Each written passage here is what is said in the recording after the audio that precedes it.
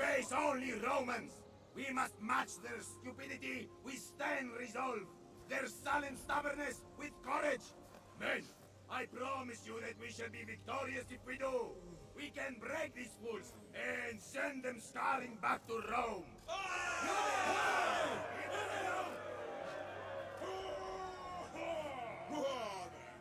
The Roman army under praetor Marcus Santinius Penula clashed with Hannibal's army in the Battle of the Salaris in 212 BC.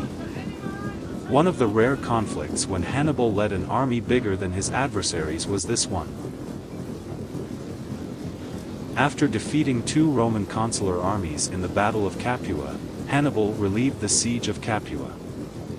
The Roman consuls divided their troops, with Flavius Flaccus marching in the direction of Cumae and Appius Claudius heading in the direction of Lucania. Even after the battle's casualties, their soldiers still outnumbered Hannibal's army, hence it is unclear why they did it. Hannibal made the decision to follow Claudius.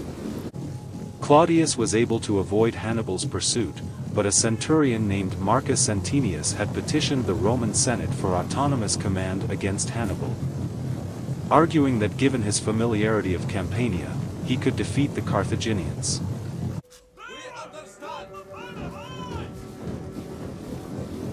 Surprisingly, his appeal was successful. 8,000 troops, probably from Gracchus' army that was stationed in Lucania, were taken away to serve under him.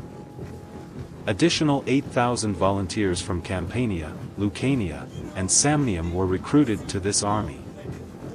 Santinius set out to follow Hannibal while Appius Claudius and his consular force moved west to join their brother consul.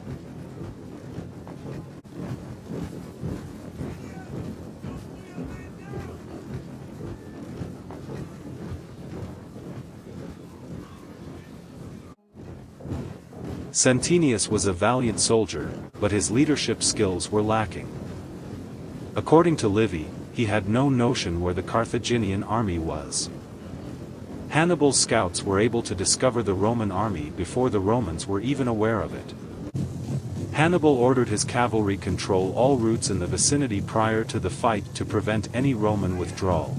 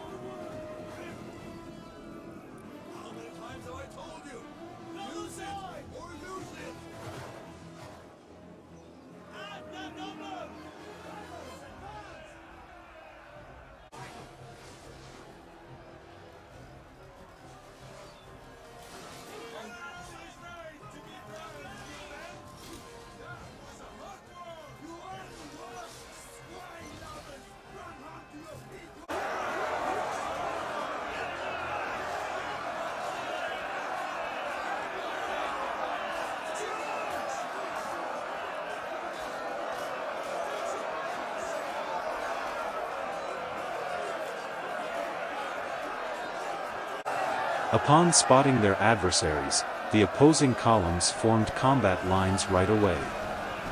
Before Centenius was slain in combat, the under-equipped Romans managed to repel Hannibal's veterans for 2 hours. Because their comrades, the Etruscans, abandoned them, the Roman cause faltered, which spread terror among the troops.